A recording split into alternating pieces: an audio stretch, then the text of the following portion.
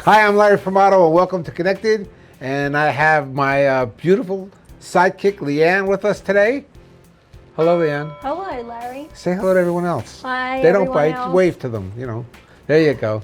So, Leanne, we're going to be talking about my book, Connected, today. Absolutely. And this is going to be part 2 of a very long series Very long series. There is a lot to talk in about. this.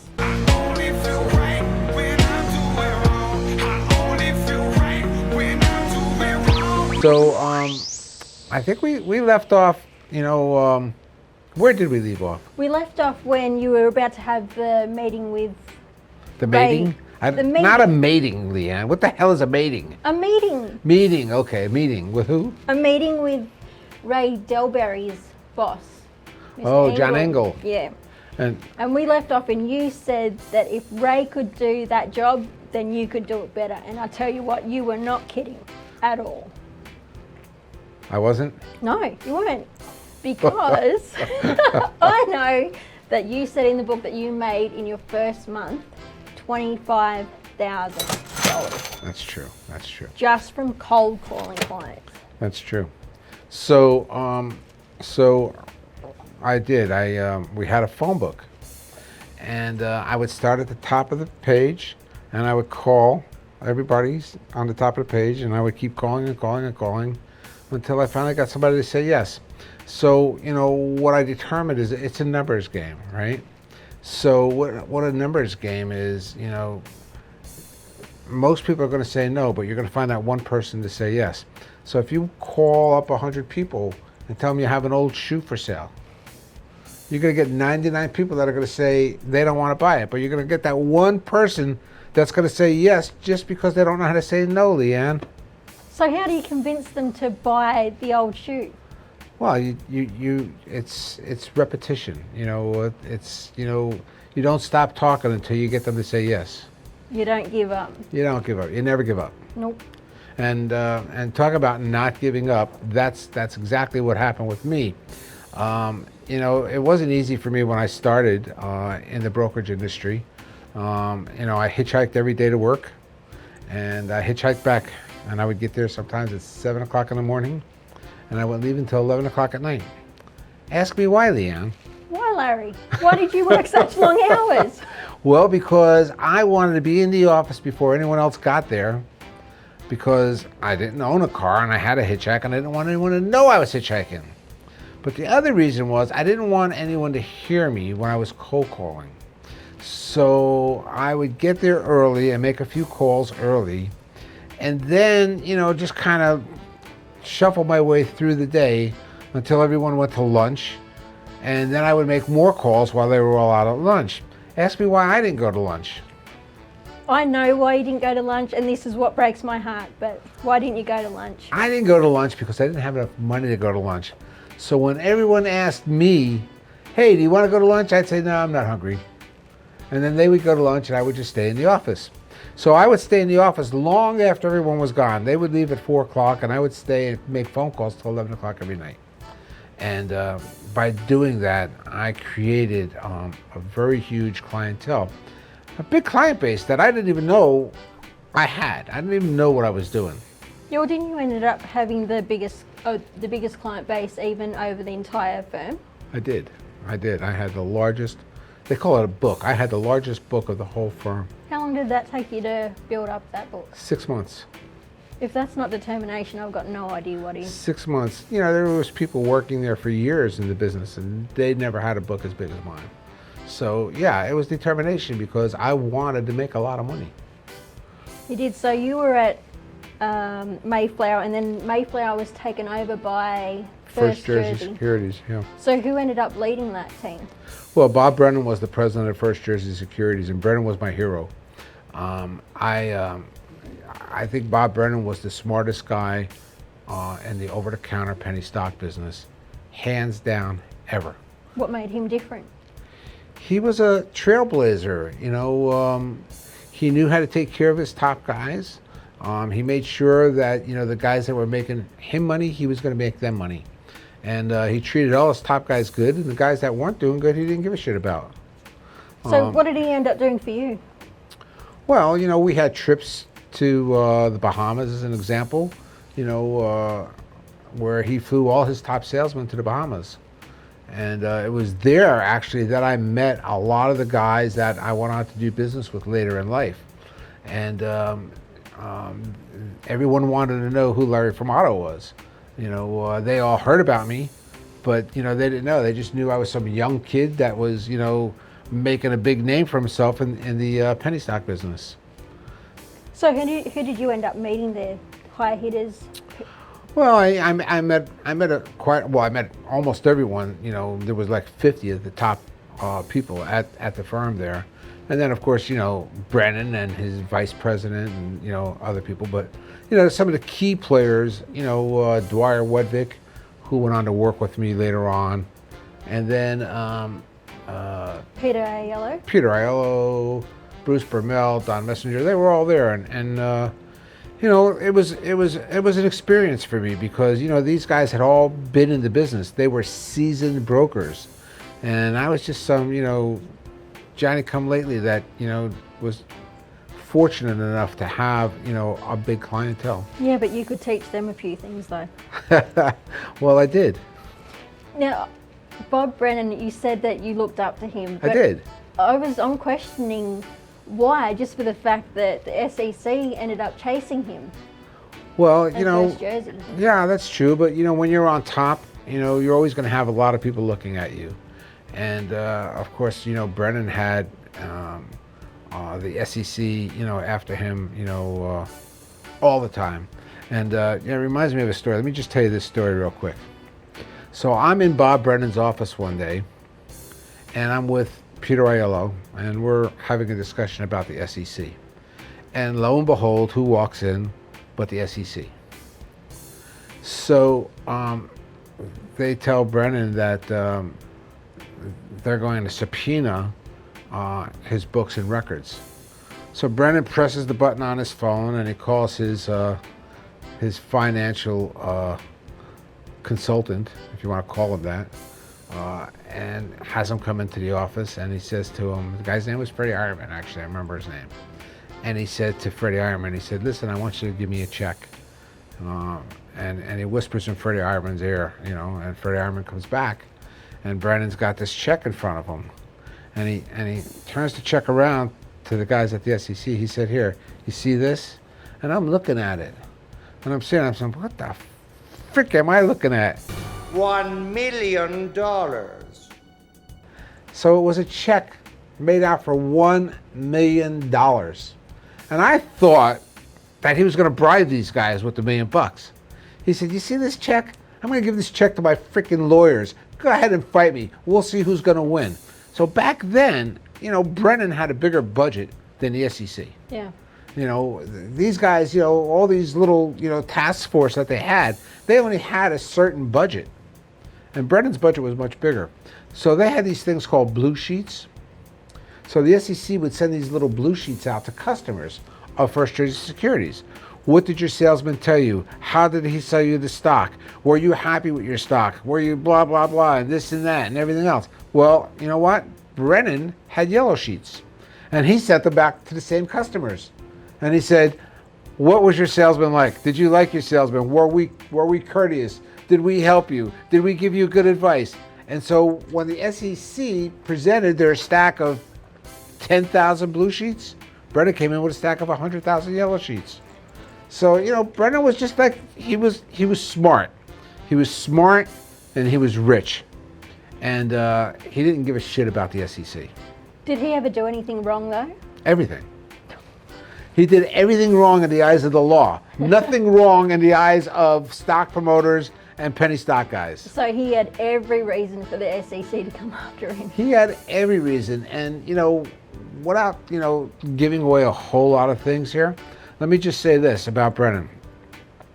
Brennan never, ever went to jail because of anything that he did with stocks. But he did go to jail? He did go to jail. What for? Ah, I'm glad you asked, Leanne. Bob Brennan went to jail for guess what? I don't know, Larry, what? Go ahead, try this. Larry. Guess what? I'm on the edge of my seat. What did he go to jail for? He went to jail for bankruptcy fraud. bankruptcy fraud, folks. Brennan had to file bankruptcy at some point in time.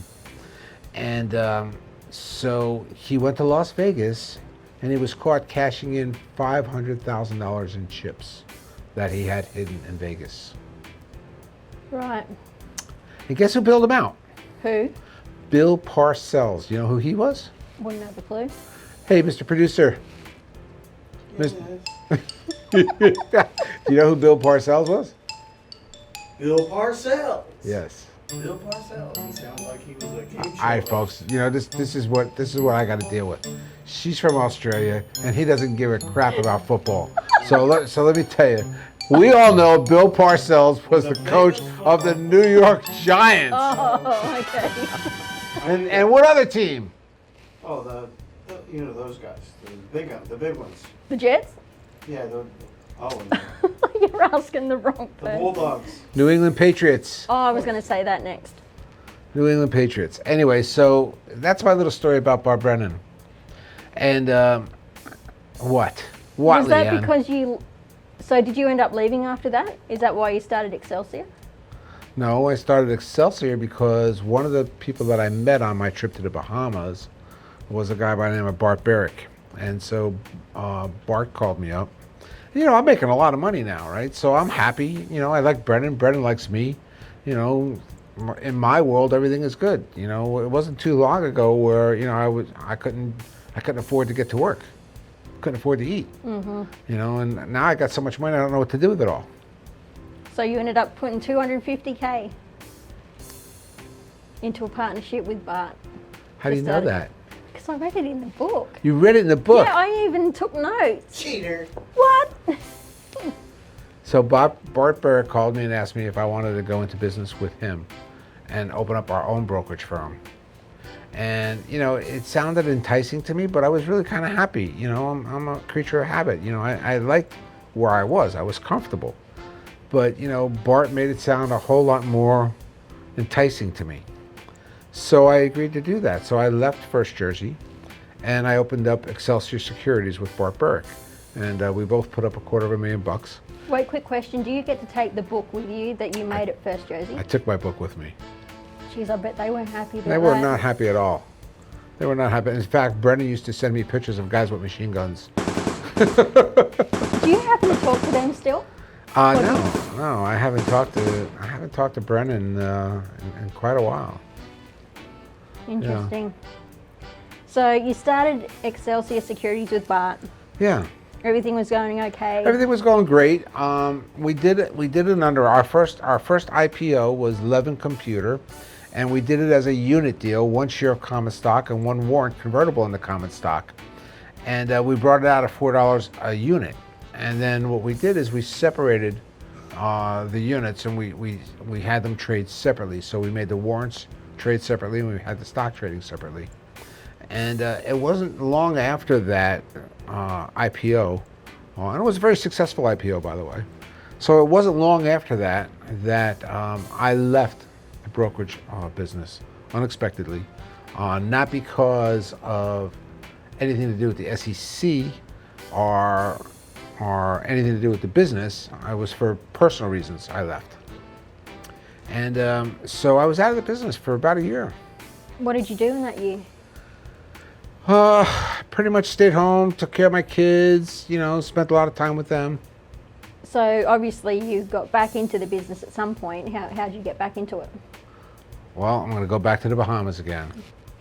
At the Bahamas, I met Bruce Burmell and Don Messenger. And so Bruce called me up one day. And you know what's crazy, folks, back then, you know, we didn't have cell phones. We had regular home phones, right? Yeah. So it amazes me because I think back now, like, how did we all stay in touch with each other? We didn't have emails, right? If I had to communicate with my family back in Australia writing letters, I would lose it. But I mean, you know, like I'm thinking like I probably moved like 3 or 4 times back then. Did my phone number move with me? I don't even know. But somehow or another, Bruce Burmell got a hold of me and asked me if I wanted to go back into the business. And he wanted me to go meet with Don Messenger. And I agreed to talk to him because, you know what, I missed the business. And I was at a point in my life where I was ready to do something. I was out shooting pool every day, drinking at night. I don't know. I was being a bum. What would you? You know. What were you doing at the pool tables? You weren't Winning. just. I was winning. So you were playing people for money. You weren't just playing pool. Well, a little for the bit, fun yeah. of it. Listen, what Italian kid doesn't know how to play pool? Come on. And what You know. Italian kid doesn't know how to work money? Yeah, either? sometimes. So anyway, but let me tell you the cool part about this. So I decide to go into business with Don and Bruce. And we started a little financial company, DLB. Guess where the DLB came from? Let me see how good you are here. This is a Don. test, folks. Oh, Don, Larry, Don't look at your notes. Bruce. Ah, there you go. Don, Larry, and Bruce. DLB Financial Corp. So we started DLB Financial Corp. So I'm shooting pool at this bar, and the owner of the bar, A.L. Williamson, Walter Williamson, his brother owned A.L. Williamson and Company. How crazy is that? The guy that owns the bar, his brother owns a brokerage firm. So he knows that, I was in the brokerage business, and he said to me, hey, Larry, do you know anybody who wants to buy a brokerage firm? That's one thing I've got to say. The one thing that I found through this entire book was that things would constantly fall into Larry's lap.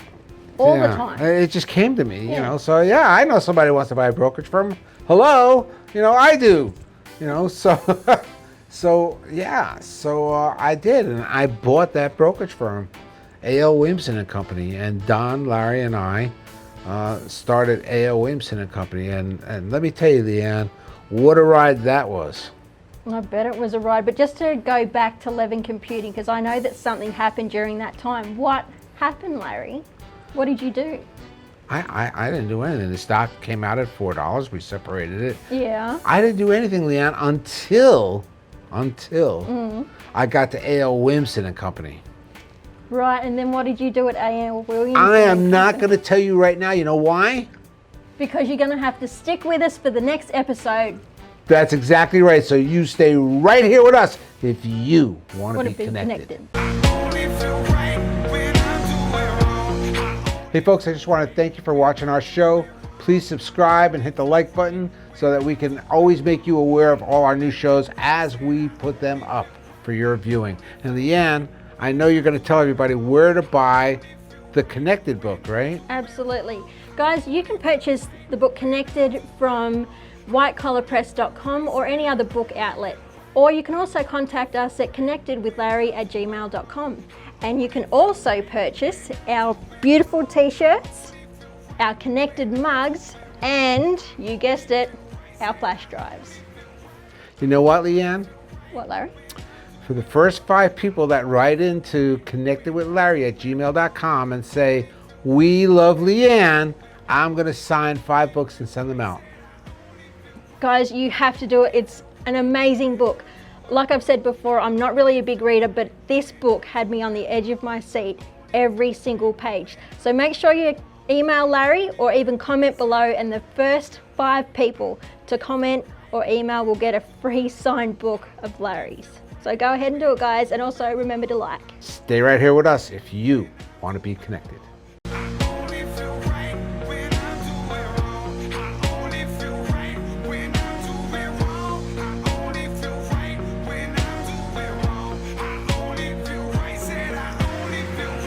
Lots of people made money before me, and lots of people came after me, but I was the only one who introduced organized crime into the world of the penny stock market, and we owned it.